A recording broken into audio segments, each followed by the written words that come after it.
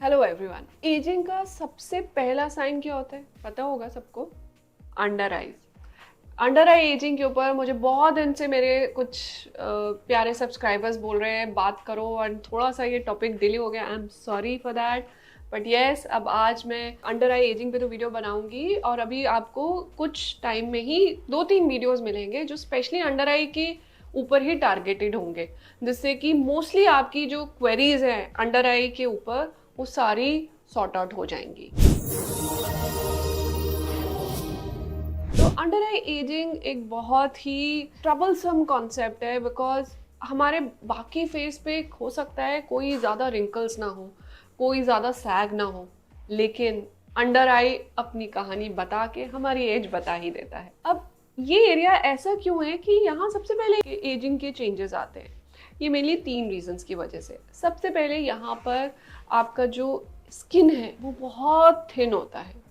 दूसरा, यहाँ पर जो सबक्यूटेनियस टिश्यू है वो कम होता है, जिसकी वजह से ब्लड सप्लाई कम होती है, जिसकी वजह से एजिंग के चेंजेस ज़्यादा आते हैं। एंड थर्डली, यहाँ पर लिम्फ कलेक्शन बहुत इजीली हो जाता है, जिसकी वजह से अंडर आई चेंजेस आपको दिखाई देते हैं। अब जब हम एजिंग, अंडर आई एजिंग की बात करते हैं और आईज के अराउंड एजिंग की बात करते हैं, तो वो डेफिनेटली अंडर आईज भी हो गया और अबव द आईज भी हो गया।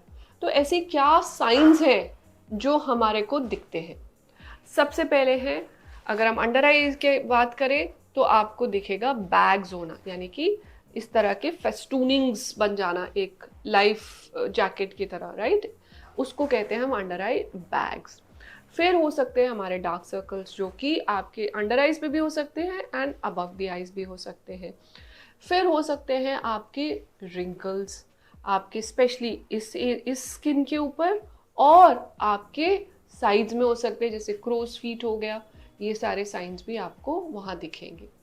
फिर क्या हो सकता है? फिर हो सकता है सैग। सैग कैसे होगा कि आपकी ये जो अपर आईलिड है ये नीचे आ जाएगी और आपकी आईज जो है ना छोटी लगने लगेंगी।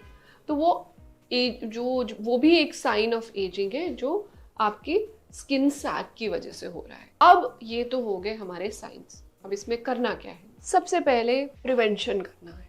अंडर आई एरिया की जो एजिंग है, अगर आप उसको जल्दी प्रिवेंट करोगे तो आप फायदे में रहोगे, क्योंकि ट्रीटमेंट्स यहाँ पर थोड़े लिमिटेड हो जाते हैं। लिमिटेड क्यों? क्योंकि ये एरिया ही इतना कॉम्प्लेक्स है कि यहाँ पर 100% रिजल्ट्स देना बड़ा मुश्किल है, राइट? तो अब प्रिवेंशन में हमें क्या करना है?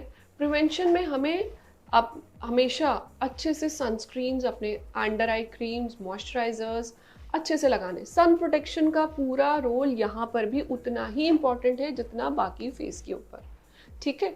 देन अगर आपको आपकी स्किन में रिंकलिंग का इशू है या आपकी जेनेटिक हिस्ट्री है कि आप जल्दी रिंकल करते हो, तो प्रिवेंटिव बोटॉक्स लेना is a very good option. It can actually prevent जो आपके science of under eye ageing and make you keep looking younger before it actually goes into that stage, right? So preventive botox is very important.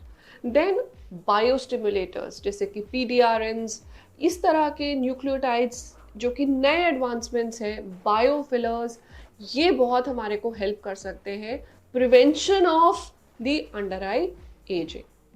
फिर अब मान लीजिए कि हमारे को ageing हो ही गई, कोई भी साइन आ ही गया, मान लो बैग्स आ गए या डार्क सर्कल्स आ गए या हमारे को क्रोस फीट आ गए या हमारे को सैग आ गया।